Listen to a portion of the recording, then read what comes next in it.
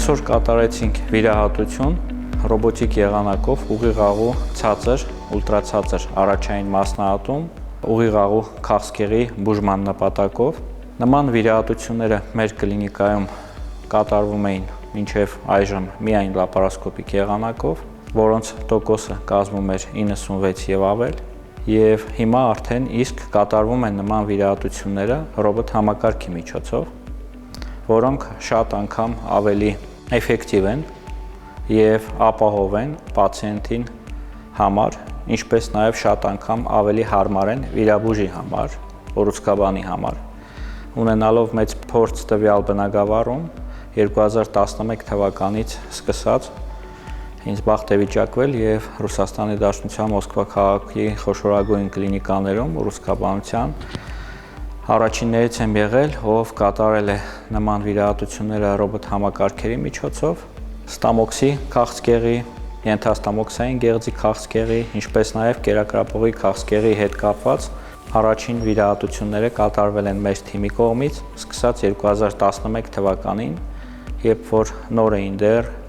տվյալ համակարգերը ռոբոտային Da Vinci եւ այդ իսկ թվերից սկսած բավականին մեծ փորձ են կուտակել տվյալ ռոբոտային համակարգերի միջոցով վիրահատությունների։ Մոտ 2000 թիմի կողմից վիրահատություն է կատարվել ռոբոտ համակարգերի միջոցով, 500-ից ավել անձամբ իմ կողմից է կատարվել։ Վերադառնալով հայրենիք 2022 թվականի սեպտեմբերից մեր նպատակն էր մեր հայրենիքում նաև մեր Հայաստանում ունենալ նման համակարգեր եւ 23-ի սկզբից բոլոր մեր գիտաժողովների ընթացքում միայն ցուցադրում էինք տվյալ վիրահատությունները, համեմատականներ էինք բերում լապարասկոպիայի հետ եւ փորձում էի բոլորին ասել, որ այս համակարգերը շատ պետք են նաև մեզ, մեր հայրենիքին, մեր ժողովրդին, եւ ես հիմա շատ ուրախ եմ, որ մենք մեր երկրում արդեն իսկ ունենք նման համակարգեր, որոնց միջոցով արդեն իսկ կատարում ենք վիրահատություններ եւ տվյալ վիրահատությունները իրենք շատ անգամ ավելի էֆեկտիվ են բուժման նպատակով, քան լապարասկոպիկ վիրահատությունները, որոշ իհարկե ուռուցքների դեպքում, որոնցից մեկը այսօրվա մեր պացիենտի դեպքն էր, որը շատ ցածր տեղակայման գոյացություն էր եւ ռոբոտիկ եղանակով հնարավոր եղավ պահպանել սվինկտերը, դա այն է, որ հետագայում պացիենտին մենք կարողանում ենք նվիրել բնականon ելքով աղիների գործունեություն, այլ ոչ թե մշտական ստոմայի, պարկի արկայություն ամբողջ կյանքում, եթե հանգարց այլ եղանակով նման վիրահատությունները կատարվեն։ Նման վիրահատությունները իհարկե շատ դժվարությամբ, բայց կատարում ենք մինչև այժմ լապարասկոպիկ եղանակով, այժմ ունենալով նման համակարգ ռոբոտիկ, շատ անգամ ավելի մեծ թվով պացիենտներ եւ ավելի բարդ դեպքեր հնարավորություն կունենանք վիրահատել եւ ապահովել լիարժեք ապակինում։ Կուզեի նշել, որ առաջին իսկ հայացքից որովայնին հիվանդի տեսնում ենք փոքրիկ անցքերի առկայություն, որը եւ լապարասկոպիկ վիրահատությունից հետո եւ ռոբոտիկ վիրահատություններից հետո նույն չափերի մոտավորապես անցքեր ենք տեսնում եւ տպավորություն է, որ որպես այդպիսին տարբերություն չկա։ Սկսելով ռոբոտիկ վիրաբուժությունը 2011 թվականից առաջին հայացքից իսկ թվում էր, որ կտրվածքների չափը նույնն են, որովայնին պատին, որպես այդպիսին տրավման մոտավորապես նույնն է եւ արդյոք կա առավելություն այդ համակարգերի։ Կարող եմ նշել հստակ առավելություններ։ Դրանցից ամենակարևորը ոչ թե միայն վիրահատության ժամանակ էֆեկտիվությունն է, վիրահատության ժամանակ հարմարությունն է, հիվանդի ապահովությունն է եւ վիրաբույժի հարմարությունը, այլ հետագայում ֆունկցիոնալ առումով նման վիրահատությունների ժամանակ ստացվում է պահպանվել շատ փոքր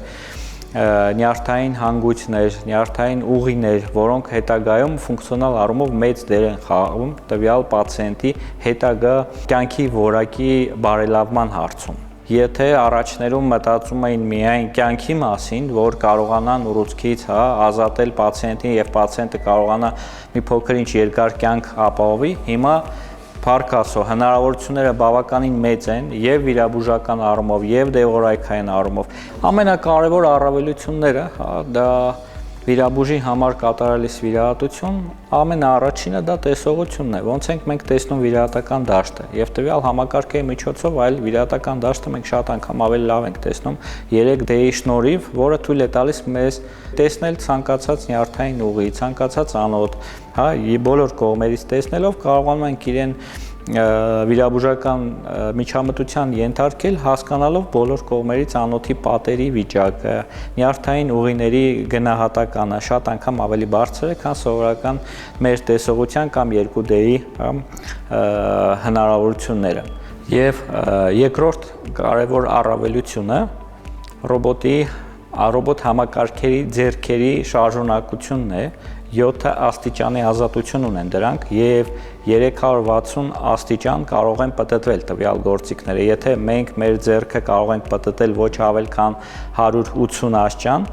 իսկ փոքր տարածություններում, դա կոնքի խոռոչն է, տարբեր այլ փոքր տարածություններն են, որտեղ պետք է գործողություններ կատարվի, կարեր դրվի, շատ անգամ ավելի հարմար է, երբ որ այդ ձեռքի փոխարինում է այդ ռոբոտային համակարգի ինստրումենտը, որը 360 աստիճան կարող է պտտվել եւ ցանկացած շարժում շատ հարմար, քան սովորական ձեռքը կամ լապարասկոպիկ միջամտության ժամանակ թեկուզ կիրառվող ինստրումենտը, որը մաքսիմում կարա պտտվի 180 աստիճան։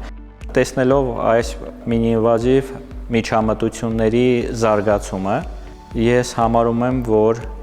վիրաբուժության եւ ոչ միայն վիրաբուժության, այլ ընդհանուր վիրահատությունների ապագան ռոբոտ համակարգերն են, որոնք զարգանալով ժամանակի ընթացքում